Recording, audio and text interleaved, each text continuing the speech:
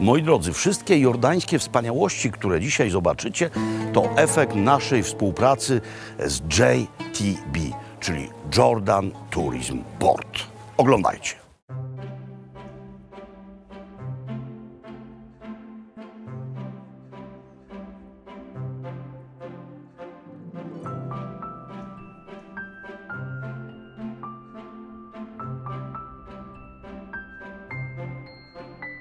Sabah al-Khair, moi drodzy. Dzień dobry, kłaniam się nisko.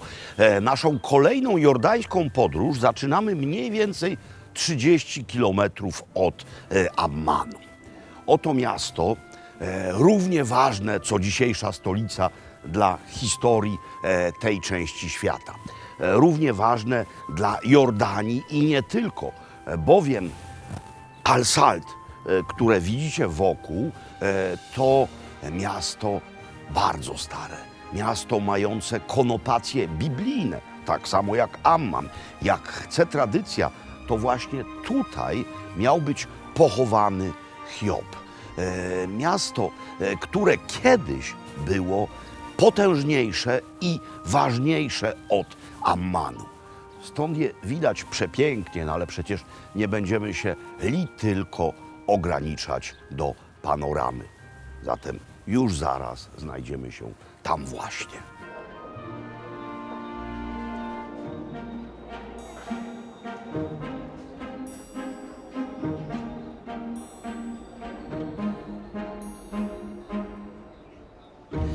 Jak wspominałem, był okres, kiedy to Al-Salt było miastem znacznie większym niż Amman. No bo Amman w czasach tureckich zamienił się niemal w wioskę.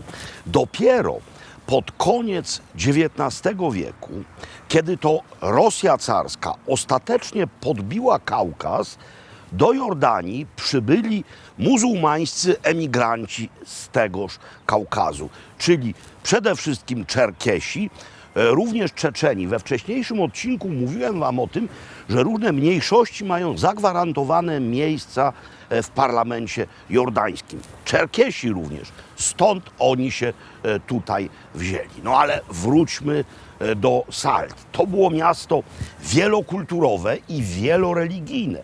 I do dzisiaj w pewnym sensie nim jest. Wśród świątyń, oprócz meczetów, mamy również kościoły chrześcijańskie. Cudownie położone, no i Hiob, moi drodzy. Zachęcam gorąco do lektury Księgi Hioba. Jeden z przekładów na polski, genialny, sam Czesław Miłosz go dokonał. A jeśli nie macie siły, by całą Księgę Hioba przeczytać, to Józef Rot, ten od Marsza Radeckiego, napisał absolutnie genialną książkę pod tytułem Hiob. Więc jak będziecie czytać o Hiobie, to miejcie tę ziemię przed oczyma. Najlepiej tu przyjechać, a przynajmniej włączyć nasz program. Ta ulica nosi nazwę Hamam. Hamam, czyli tak samo jak łaźnia turecka. A to dlatego, że właśnie w czasach tureckich mieściła się tu łaźnia.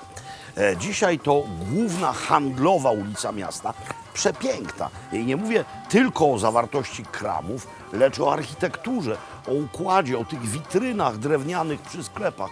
No po prostu historia. Jeśli pytacie się, co jest specjalnością kulinarną miasta, to muszę pokazać na to. I nie chodzi tu o świeże winogrona, które rosną w okolicy, ale właśnie tutaj w Al-Salt robi się najsłynniejsze w całej Jordanii rodzynki sułtańskie. Teraz jest sezon na kalafiory, w ogóle na straganach, w zasadzie wyłącznie rzeczy sezonowe. Cytryny się już kończą, pomidory zaczynają, a cebula jest przez cały rok. No i młode ziemniaki. Młode, ale nie kiepskie.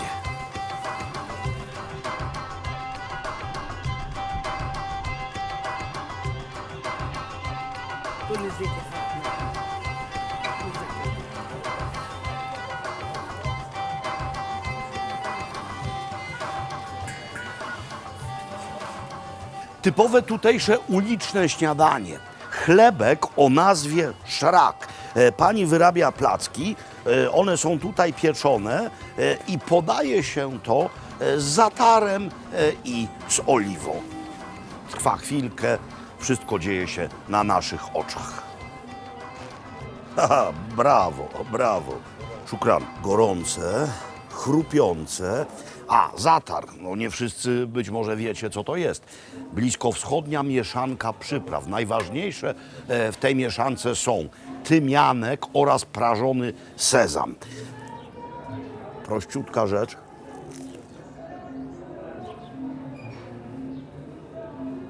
Good. Very good. Very good Winter, very good bad. Very, very good. Doskonałe. Czuć oliwę. Czuć lekki kwas. Pewnie jest tutaj też w tym zatarze trochę sumaku. Ekstra, po prostu ekstra. Handmade.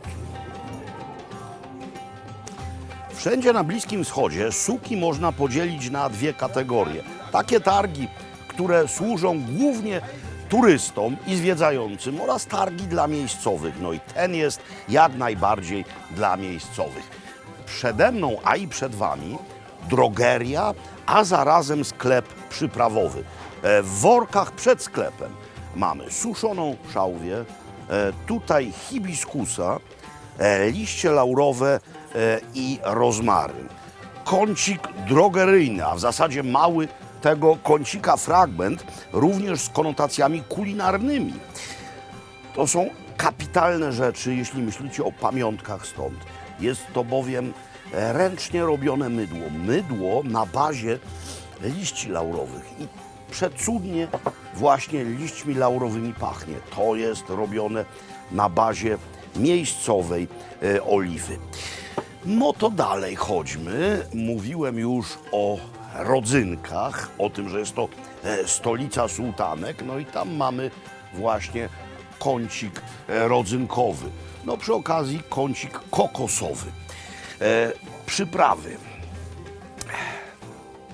Wiecie, co to jest? No wiecie, u nas też to można już w takiej postaci kupić. To jest kurkuma, ale w takiej postaci, tego nigdy u nas nie widziałem, to też jest kurkuma pocięta w takie paski. Ona dodatkowo pełni te same funkcje co szafran, bo poza smakiem daje kolor niezwykle intensywny. No i w związku z tym jest często zamiast szafranu używana, bo jest po prostu znacznie tańsza. A dobra rada, jak będziecie obierać kurkumę i ją siekać, to tak samo jak przy burakach, koniecznie wkładajcie rękawiczki. To straszliwie barwi. No, cynamon, anyż gwiaździsty, papryka w różnych postaciach, to są suszone cytryny. No piękne rzeczy. I jeszcze jedna dobra rada od wujka Roberta. Jeśli kupujecie przyprawy sypkie, to najlepiej właśnie wybierać je z takich miejsc, z miejsc pod dachem, ponieważ stoiska z przyprawami na zewnątrz sprawiają, że te przyprawy po pierwsze chłoną kurz, po drugie wietrzeją od słońca. A tutaj nic nie wietrzeje, tutaj kondensacja zapachów ogromna, no i jakby jeszcze ich było mało, mamy tutaj dym z wonnego kadzidełka. Salt wpisane jest na listę UNESCO i szczyci się hasłem miasta tolerancji oraz gościnności. No, tolerancja. Spójrzcie, kopuła meczetu, na niej półksiężyc, a zaraz obok świątynia chrześcijańska, no i kościelna wieża razem z krzyżem. Zatem tolerancja. Tolerancja to już mamy załatwione, no więc teraz zajmiemy się gościnnością.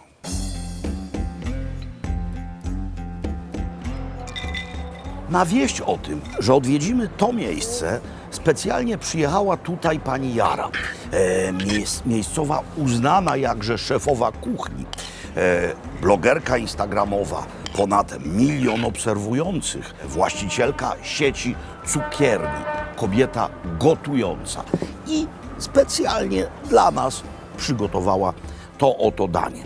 To jest fetta al magdus, czyli smażone bakłażany podawane w doskonałym sosie.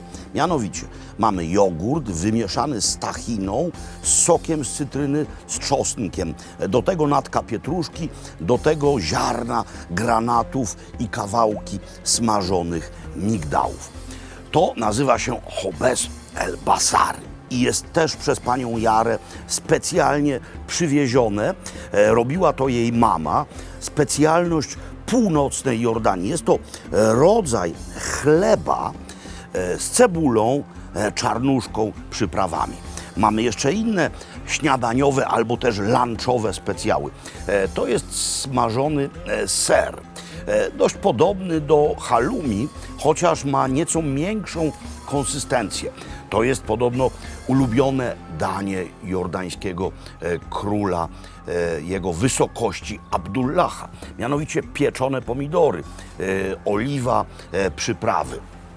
Sałatka, pomidory, cebula, do tego sumak. To właśnie sumak daje ten bardzo przyjemny, lekko kwaskowy posmak. Sumak jest również w Polsce, rośnie, ale go nie używamy, a w każdym razie nie tak powszechnie jak na Bliskim Wschodzie. No, tego jemy coraz więcej. No to jest oczywiście hummus, a to jest ful, czyli pasta z bobu na wierzchu nieco ciecierzycy. No i jeszcze kulki z tego suszonego, solonego jogurtu. No i to, czyli rodzaj jajecznicy z ziemniakami, smażone z ziemniakami jajka. To być może pamiętacie z poprzedniego odcinka, tym się już zachwycałem.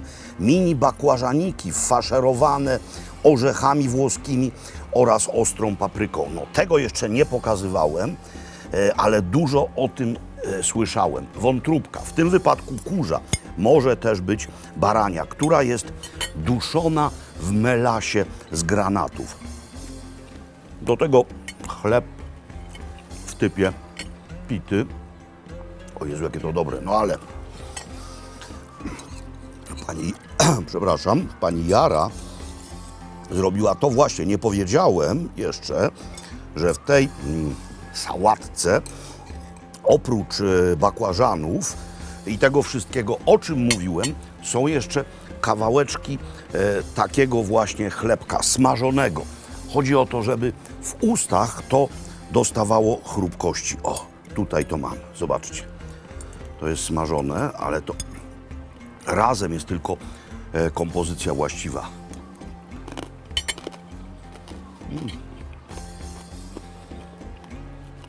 Boskie.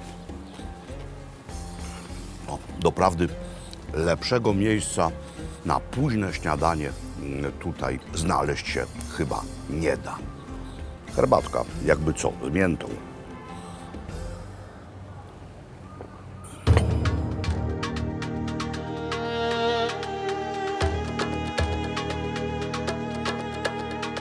I tak oto, proszę szanownej wycieczki, dotarliśmy gdzie? Już słyszę wasz zgodny chór. Nad Morzem Martwe, panie przewodniku. Tak, jesteśmy nad Morzem Martwym, które tak naprawdę nie jest morzem, chociaż kiedyś nim było. No, uporządkujmy na wstępie tę morską materię. Nazwa Morze Martwe, bo rzeczywiście kiedyś była to zatoka Morza Śródziemnego, ale ziemia się spiętrzała, to było bardzo, bardzo, bardzo dawno temu. No i po prostu ta zatoka została odcięta od morza, więc powstało jezioro. Jezioro, które ze względu na swoją rozległość jest nazywane morzem. Jezioro, które dzisiaj jest znacznie mniej rozległe niż było kiedyś. No dlaczego? Dlatego, że klimat się zmienia, to po pierwsze, ale też Morze Martwe zasilane jest tylko wodami rzeki Jordan, a Jordan dzisiaj jest znacznie mniejszy niż był kiedyś. No, ta ziemia w ogóle tutaj jest sucha i by coś mogło na niej rosnąć w całej okolicy, potrzeba nawadniania. więc używana jest woda z rzeki Jordan do celów rolniczych. No więc coś, co tutaj wpada teraz, to jest maleńki strumyczek. To jest najgłębsze słone jezioro na świecie i najniżej położone. No my jesteśmy w tej chwili niecałe 400 metrów poniżej poziomu morza, ale najniższe miejsce w tym roku zmierzone to 437 metrów. I w tym samym miejscu jeszcze rok temu było tylko 435 metrów, więc w ciągu roku poziom wody opadł o 2 metry. No, tutaj pewnie też kiedyś sięgała woda. Nie wiem, czy ta sól stąd się wzięła. Może nie, może to kwestia bryzy, ale powierzchnia jeziora była kiedyś dużo wyższa. No więc co, skoro już tutaj jesteśmy, no to nacieszmy się trochę tym jezioromorzem, bo z wielu względów to jest miejsce niezwykłe. Plaża hotelowa, a więc jest tutaj wszystko to, co niezbędne, by należycie korzystać z uroków Morza Martwego.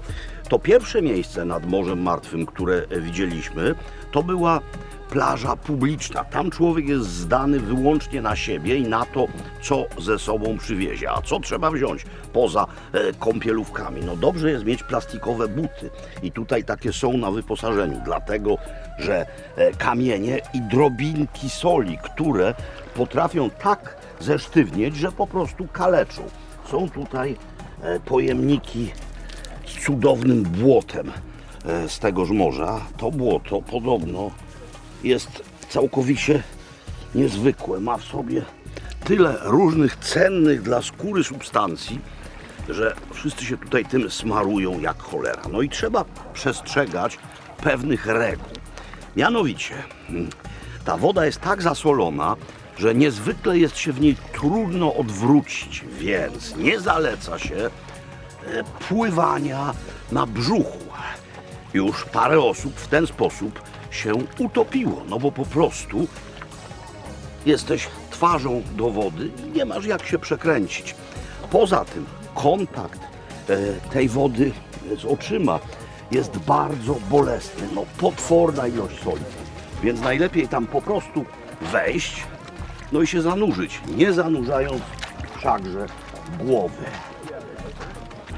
Wszystko jest ogrodzone, nie jest tutaj pewnie zbyt głęboko, no i raczej nie kąpiemy się po zmierzchu. A wody temperatura jaka? No, jest tu niezwykle ciepło. Więc wiecie, tu nie wolno fikać. Pamiętacie, w Wieliczce ta historia z austriackimi żołnierzami, których przykryła łódka na tamtejszym jeziorze i z powodu zasolenia wody nie byli w stanie wypłynąć poza obręb łódki. Żyli tak długo, aż skończyło się pod łódką powietrze. Ja nie będę tutaj fikał. Zrobię po prostu coś takiego. Morze martwe, ale człowiek żywy. W dodatku żywy jeszcze bardziej. Mówiłem, nie wolno na brzuchu. Tylko tak. Dobra, wchodzę głębiej. Będę stał. To jest mój drugi raz w Morzu Martwym. Poprzednio byłem po tamtej stronie, u kuzynów, jak tutaj mówią. I wówczas leżałem na powierzchni tegoż i czytałem gazetę. Więc nie będę was już epatował tym samym po raz drugi. No ale spójrzcie, przecież to aż się prosi. Jak człowiek tutaj tak leży, nie musi nic robić, można czytać. Gazeta, a może nawet takie wodoodporne książki. Są takie dla dzieci, do wanny. Więc głupi jestem, że tego nie zabrałem. Piecze jak jasny gwint. Szczerze mówiąc, piecze to nawet bardziej niż wanna z taką szyszką do kąpieli, którymi nas prześladowano w czasach dzieciństwa. Rozpuszczali takie szyszki, one wydawały straszny zapach i potwornie piekły. Ale jednak Morze Martwe piecze bardziej niż tamta szyszka. Ale dobrze. Słońce już nie pieści toni Morza Martwego, bo za chwilę w ogóle zajdzie. Taka pora dnia, późna. No ale lepiej późno niż wcale, jeśli mówimy o gotowaniu. Gotowanie, które kojarzy się z solą, bo jakie inne skojarzenie ma człowiek nad Morzem Martwym? Czyli będzie to ryba w soli, a to jest miejscowa gwiazda, szef Ashraf, który po prostu tutaj kulinarnie rządzi. Ashraf, sea crust, theoretically a very easy thing, but tricky thing. Yes, the tip here that we are going to use the Dead Sea rock salt. Yeah, We have three types of rock salt for the sea. yeah. The fine one and one charcoal with charcoal, which is very healthy and tasty. It is smoked or It with is charcoal? Charcoal. Aha, So aha. that's why it's considered very healthy for digestive, and the regular rock salt. To be honest, this is Very tasty. first time when I tried that kind of salt. It is amazing, and we are proud to have this type of products in our country Okay, because of the Red Sea. of course. Definitely. So the fish from The the, fish is, Red Sea, not the Dead Sea. Red Sea, 300 kilometer far away. Yeah. It is arus, we call in local language, and it is basically sea bass. Okay. Okay. Okoń morski vel labrax. First of all, I need to score the fish. Yeah. Then we need to season this way. Ah, this way. So we add the black pepper, Yeah. and this is fundamental. Cumin is very linked to the fish at all the times, all the cultures. So we will sprinkle a little bit of cumin. Kmin rzymski. To jest coś, co do ryby pasuje idealmente. Yes. Be careful, don't put salt on the recipe because it cannot be covered with salt. Of course. So I will add now a little bit of olive oil, Okay.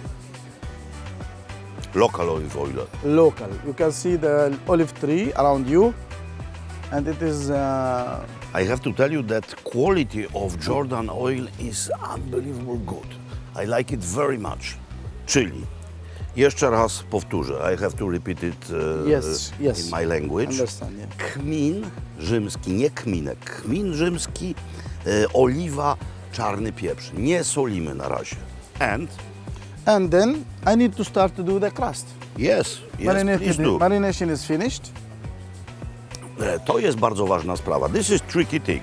Yes. Because it's not enough to put it into the lot of salt. Yes.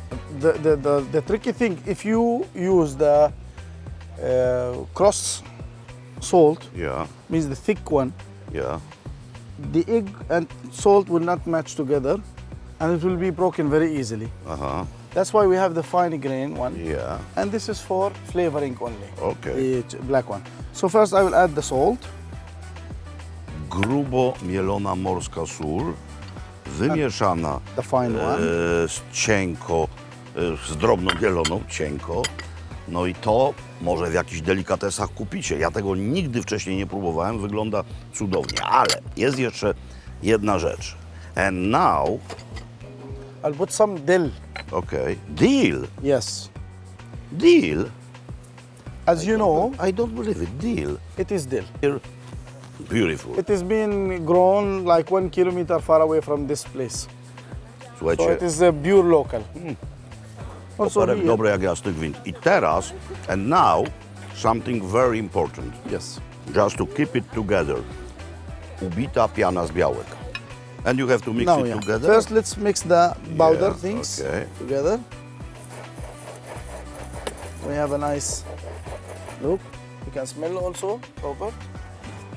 Very nice smell. You smell the aroma. Yeah. Yeah. And then we need to add the egg white gently, and we need to fold, not to mix. So after we combine the mixture this way, we Okay. have the wax paper Okay. in order to make it easy for the people who's watching us to know. So this is the salt, the mix. You put it there, you put it fish in, and you have to cover the Cover fish. the fish, And yes, it exactly will the be baked. regular way. How long? We bake like 30 to 40 minutes And after that you will put it in the blade to keep it firm. In the, to keep it firm. if and- you have any tray, it will work. Yeah, But this is my favorite plate, you know. of course. Most important thing, to beat the crust. Yes. How to do it? Either you have a hammer, Yeah. and I'm serious, with that, Sledgehammer. or you have the spoon. So you crack like that. Then you can do your hand can do the job. It's like you are peeling a fish. Moi drodzy, ryba pieczona w soli wcale nie jest potwornie słona. Jeśli się dobrze zrobi tę skorupkę, ona odchodzi i tylko lekka słoność w tym występuje. So, yes, please, cut me just a piece, just to try. It smells very nice. You are going to fillet it. Yes. That's why you cut it before. Okay. Try to avoid the skin because it's gonna be salty. Well, we are very close to the Dead Yes. Sea. It must be very salty, but not too much. It's not.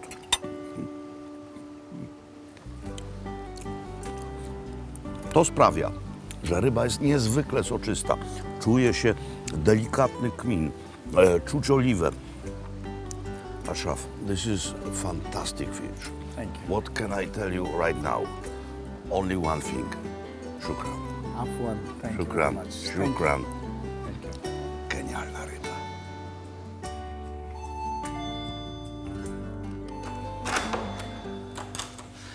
Z dobrodziejstw spa trzeba korzystać kompleksowo i do spodu. Zatem zaordynowałem sobie jeszcze maseczkę z miejscowego błota na twarz. No i muszę Wam koniecznie pokazać mój pokój. Słowo pokój no nie oddaje istoty rzeczy.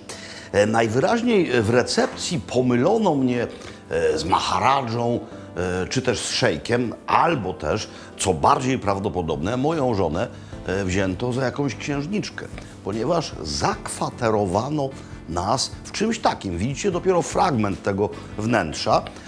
To na nas czeka. To jest ilość owoców, którą spożywam przez ładnych parę dni. Suszone również, rodzynki, morele, ananasy, słodkie ciasteczka, jordańskie wino. Jordania produkuje naprawdę niezłe wina. No dobra, to jest na razie rodzaj salonu. Tutaj miejsce wypoczynkowe. Bardzo przyzwoity zestaw dźwiękowy. Pokażę Wam sypialnię, bo za sypialnią jest coś niezwykłego. Znaczy, w pewnym sensie zwykłego, gdyż jest to łazienka. Ale tak wyposażonej łazienki jeszcze nigdy w zasadzie nie miałem. No, raz. Bo nie chodzi tutaj oczywiście, że w tej łazience jest i wanna, i prysznic. W kraju takim jak Jordania, czyli w kraju, który boryka się z brakiem wody, wanna już w ogóle jest luksusem. Ale nie o to chodzi. Chodzi mianowicie o to, co jest tutaj. Przed chwilą to odkryłem. Zobaczcie, to jest prywatna fińska sauna. Tylko raz w życiu za kołem polarnym w Finlandii, w Rovaniemi, miałem w domku, ale to był domek, swoją saunę w Finlandii, no więc fińska. Jeśli mówimy o tych maseczkach, pani, która mi ją kładła, powiedziała tak: 20 minut, nie dłużej, bo potem zmienisz się w kogoś zupełnie innego. No więc nie chcę się w nikogo innego zmieniać. Zatem co Wam dzisiaj mówię? Halas, finito na dzisiaj. Idę zmyć maseczkę. Do jutra.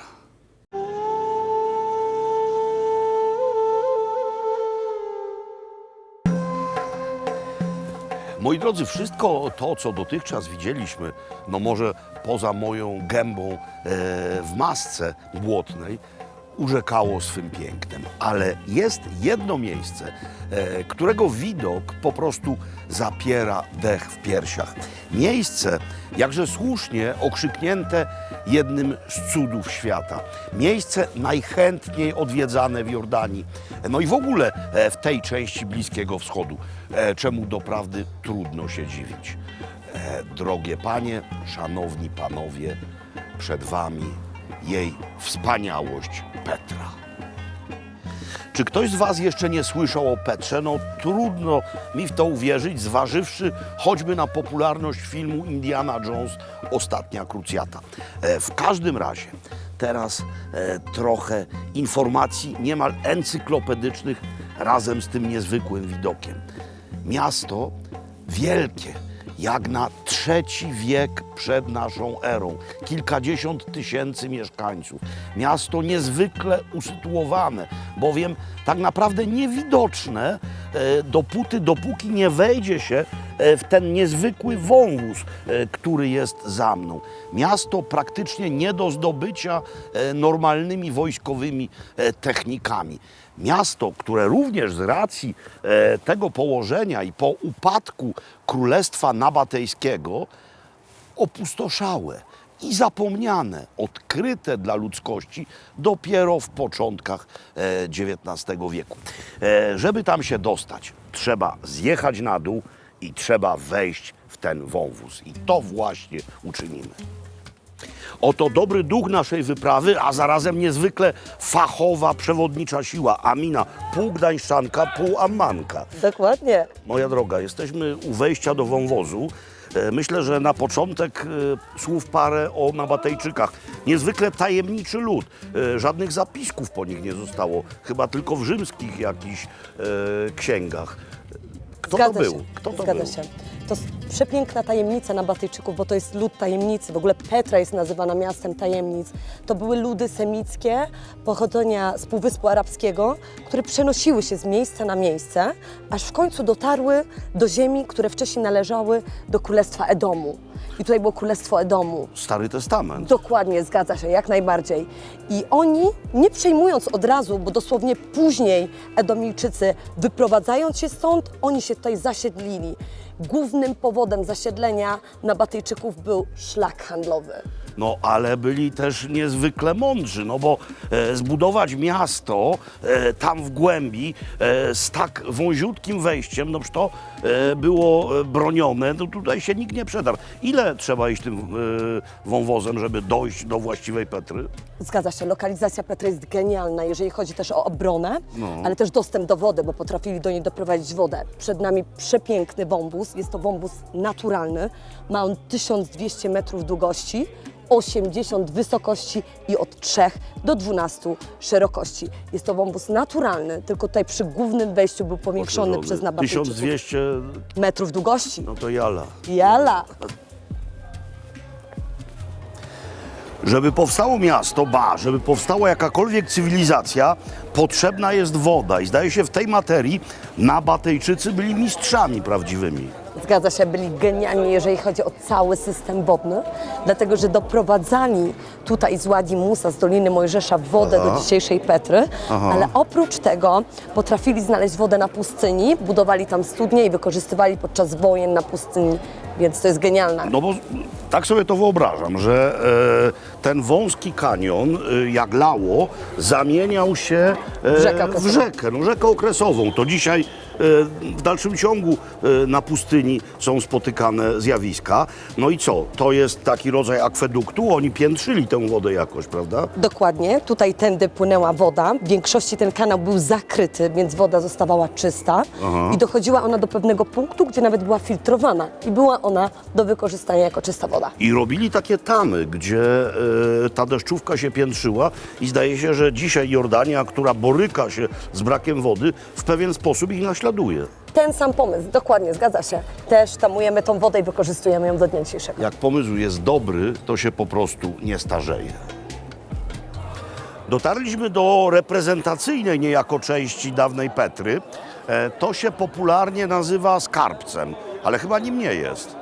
w ogóle nie jest skarbcem, ale zostało to potwierdzone dopiero po 2003 roku. Najnowsze badania archeologiczne potwierdziły, że jest to grobowiec, najprawdopodobniej dla Aretasa IV. I tym samym mamy nową teorię i to nam tylko potwierdza, że to jest miasto tajemnic. Miasto jak najbardziej. No dobra, ale jak ja się na to patrzę, to widzę tutaj trzy w jednym, no bo widzę wyraźne architektoniczne wpływy greckie, rzymskie, ale i egipskie. Nabatejczycy po prostu inspirowali się dawnym światem antycznym i przenosili to. Czy to jest słuszna teoria? Zgadza się dokładnie, jesteś bardzo spostrzegawczy. Dzięki handlowi poznawali inne cywilizacje i kultury innych cywilizacji, również i architekturę. Tym samym zrobili miks kulturowy i to widać po tej przepięknej fasadzie, która jest jedną z najpiękniejszych, jakie można zobaczyć w Petrze. Ale to po prostu tak wygląda, jak wyglądało. Tutaj nic sztucznego w tym w zasadzie nie ma. Znaczy, po odkryciu została jedna kolumna tutaj odnowiona. Tylko jedna. Tylko jedna, dokładnie. No, przyjrzyjcie się temu. Ile to ma lat? To są początki naszej ery. Początki naszej ery. Znacznie starsze niż ja.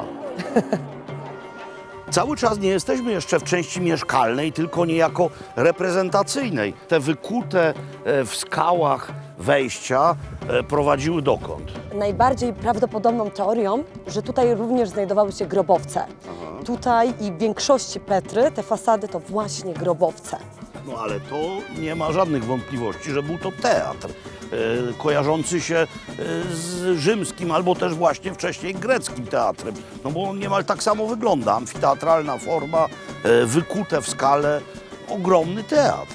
Zgadza się, jak najbardziej. Wykuty, przepiękny teatr. Oczywiście wpływy handlowe, dzięki którym poznali inne kultury, spowodowały, że również wykuli swój własny teatr. No właśnie, ja myślę, że to musimy podkreślić, moi drodzy, no bo powiedzenie zbudowano Petrę jest oczywiście w pewnym sensie nieścisłe o tyle, że budując ją przeważnie wykuwano te rzeczy w skale, czyli jest to podwójny cud, bo jest to cud natury lekko zmodyfikowany przez człowieka, bo nawet bez tego dawnego miasta to miejsce jest no, niezwykle piękne, a już z tym, co mamy dookoła, rzeczywiście to jest po prostu cud świata. Idziemy dalej. Idziemy dalej, Jala. Jala. Robert, chciałabym Ci pokazać jeszcze jedno miejsce, chociaż Petra jest przepiękna, jest ich naprawdę bardzo dużo, ale przed nami tutaj się pokazują przepiękne grobowce królewskie, które zostały wykute za czasów nabatyjskich, ale jeden z nich został przerobiony za czasów bizantyjskich na kościół na przykład.